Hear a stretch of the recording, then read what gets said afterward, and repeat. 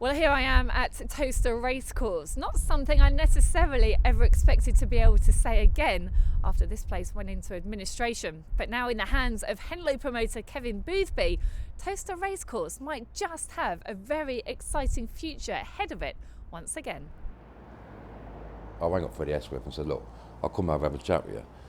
And as I drove through the gates, it just blew me away totally how big the place was, to be fair. And the more I drove around, the more I was thinking, God, I could do that there, I could do this here. I looked at the track and I thought the track was horrendous, in my own opinion. I thought it was too wide. I understood why they did it, why fake dog racing, which again could never work in this country. And I just, when I walked around the track, I thought, if I reshape this, do this, that and the other, we'll make it into a proper track for proper dogs. And it was just, wherever I went in the place, it was like, do a concert there, we can do weddings there, we can do stuff with the lakes. It's never ending what you can do here. So the business model is to use all the 330 acre and do so much stuff here and make it a fun place for people. You know, make it a family place and basically an entertainment hub. I'm in charge of organising all the events that are going to go on here, entertainment wise. So music festivals, food festivals. We're opening up the gates to all of the public, and so we're using the lakes as well. We're going to utilise the lakes. We've done a deal with Active Northampton in Northampton, and they're going to come here and do some kayaking lessons. We've also got an inflatable obstacle course going on the lakes as well, and a pop-up theatre and an open-air cinema. And we're putting in pods, so we're doing VIP camping and glamping, so we're going to be pretty busy. I have had no knowledge of greyhound racing whatsoever, but from what I've heard and from what I've seen, I can't wait. I really can't. I can't wait to get started again, starting the racing here, and obviously also the slight difference with that is that we're going to be doing entertainment on the race days as well. So in the evenings, when people come along to the racing, they're going to be able to take in some live music, some nice food, and lots of drink, hopefully, as well. It's a much more holistic approach than there was before, but still with a huge focus on the greyhound racing, because you are obviously a massive greyhound racing enthusiast. Where are we at in terms of like media rights, TV deals that you might get? Media rights, look, there's things going on in the pipeline, I can't really discuss too much about it, but I will make sure we get the best deal for Towcester going forward, which is important. As regards to the media rights things and everything, it needs to be shown on proper TV or whatever TV, because people want to see us, especially on a Saturday night. I mean, our racing's going to be fantastic here. And obviously I've got massive plans, obviously, for the Night of the Stars in October. I mean, to pull that off here will be big news. We need a place like Towcester. It is a premier track, and there's no two ways about it. You know, we can host 5,000, 6,000, 7,000 people here for big racing, and why not get it on? You mentioned the Derby. Is that going to be on your agenda? Oh, it's going to have to be. I mean, if you've got the best track in the country, you need the best race in the country. So, and already I've got sponsors in place who wants to sponsor the Derby, and you know, let's put a showpiece on. We can see work happening to the track here today. Tell us exactly what you're doing. Basically, we've got to dig up, in places, we've got to completely put a new membrane down on the track. And also on the inside, we've got to completely take existing pipe work out and do new drainage. The other thing we've done, we removed all the old sand, because in my opinion, the clay content was terrible. That's why it's always drying out really quick. So we replaced all the sand, and I bought 1,000 tonne of new sand, which we use at Henlow, which holds the moisture really nicely. We're also putting a big high fence all the way around. Obviously we'll sell advertising boards on there, but the main thing with that is it protects us from the wind. It's, again, stop the track drying out.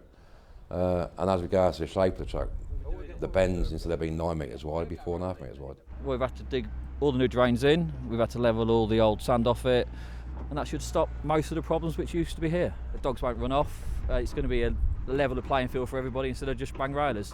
Home straight is about 15-20 metres longer than it used to be. The other straight's virtually the same, we should get around 500 metres.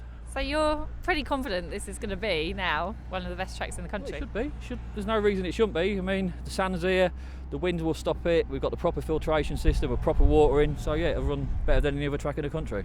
You've got trainers based here, it's exciting, and to be fair, the fantastic facility, the stables over there have been converted into kennels, and the dogs are so chilled over there, you don't even hear them.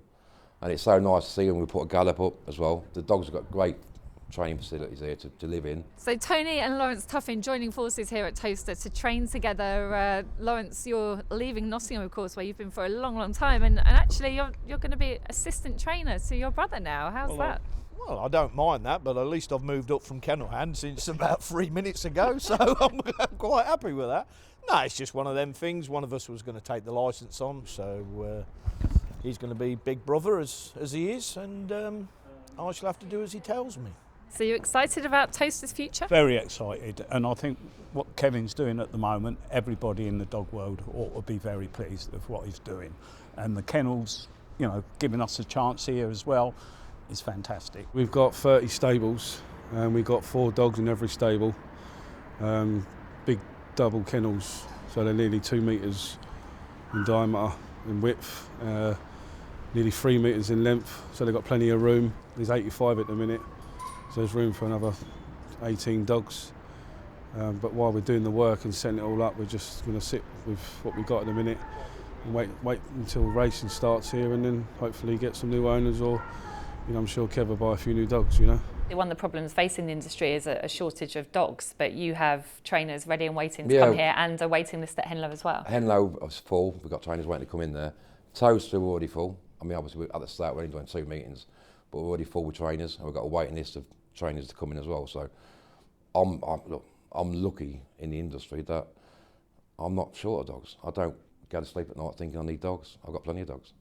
Under Lord Hesketh and Kevin Ackerman, there was a strong focus on welfare here, which you just touched on, and that is something that you want to carry on here at Towcester. Welfare for me is, because I'm so soppy with my dogs. You see my 2 pet dogs. I mean, the welfare side of it's so important to me.